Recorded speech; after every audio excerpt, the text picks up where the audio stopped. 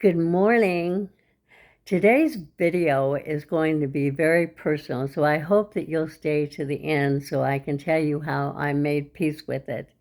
I'm talking about regrets or personality traits that didn't serve me well in my lifetime. And the first is impatience. I am a very impatient person. I want things done yesterday. And what that has done is probably caused me the most chaos in my life.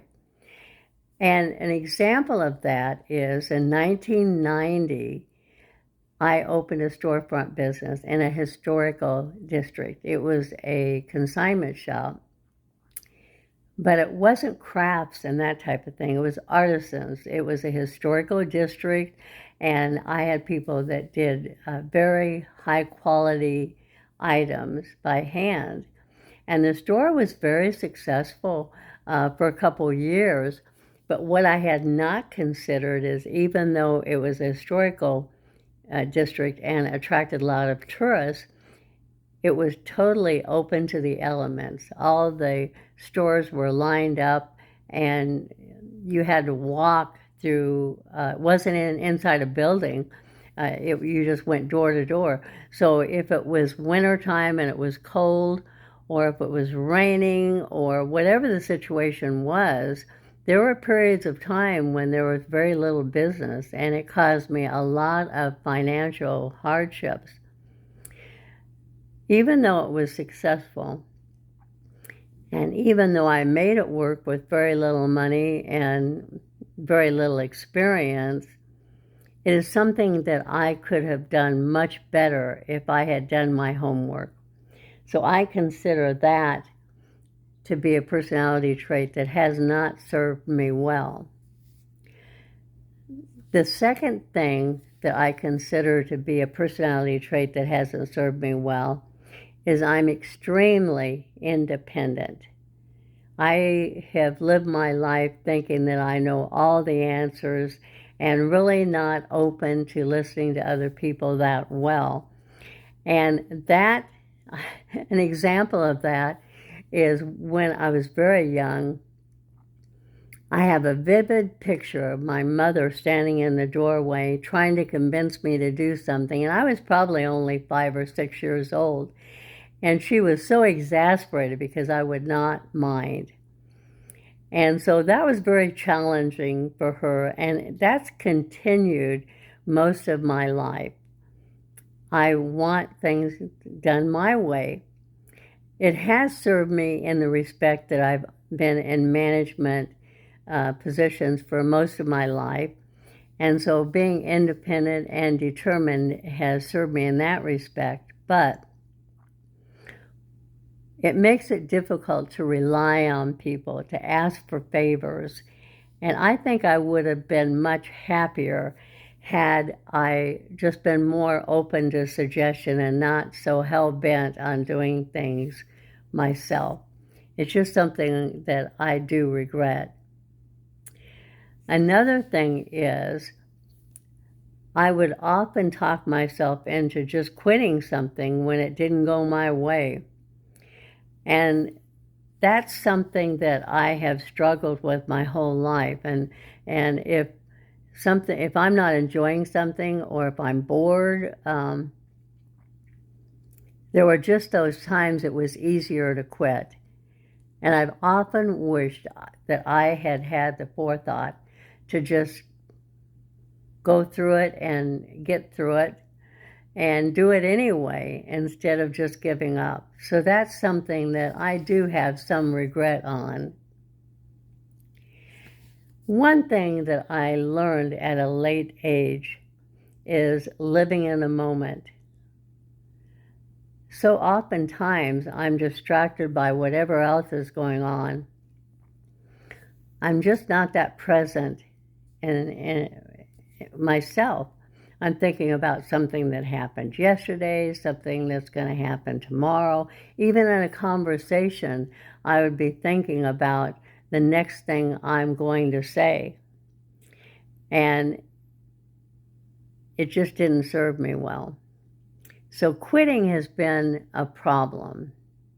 Even though I've been successful, there are times when I quit something and I should have continued with it, and I would have had a good result. The last thing is the most personal. My youngest son was diagnosed with ADHD, attention deficit disorder, at a very young age before he even started school. And that was a real struggle for my husband and I, trying to find ways to deal with this. They didn't really have a name for it back then, ADHD. And so there wasn't a lot of assistance in trying to understand how to help our son. Consequently, every bit of energy I had went into taking care of him and dealing with the repercussions of his condition. His older brother suffered due to that. I was consumed with taking care of him. And there was one example that sticks in my mind. We were at a children's festival, and there was a lot of things for kids to do. And I was so busy chasing my son around, and I looked over, and my older son, which was probably 6, 7 years old or so, was sitting by himself just doing a project. And it hit me how much I've sacrificed in my relationship with him because I was just trying to basically save my younger son. And I have so many regrets about that. Regrets that carried through until the time he was an adult, still dealing with the same issues. And so when he was an adult, I took the time to apologize. I was so sorry that I missed out of so many things only because our focus was someplace else. That's probably my biggest regret. The good thing is he's been a super good guy. He never missed a day of school. He's very hardworking, and he survived, no thanks to me. The good news for my son is all the hard work that we put in for him paid off, and he's very successful. So it all worked out okay, but that's probably my biggest regret. So now, here's what I did. I forgave myself. I did what I did when I knew what to do at the age, whatever age I was at. No one told me I could change. I just had my pattern of how I behaved, and that's what I did. So as I got older and realized that there was an alternative, I forgave myself. I knew God had forgiven me, and I forgave myself. Now I look at this as an opportunity to change all the things that I have regrets about, whatever it is. If I'm impatient, I need to slow down. If I'm not a good listener, I need to be a better listener. I don't have to be so independent that I can't reach out for help. In fact, people enjoy being needed, and I miss that, but I get it now.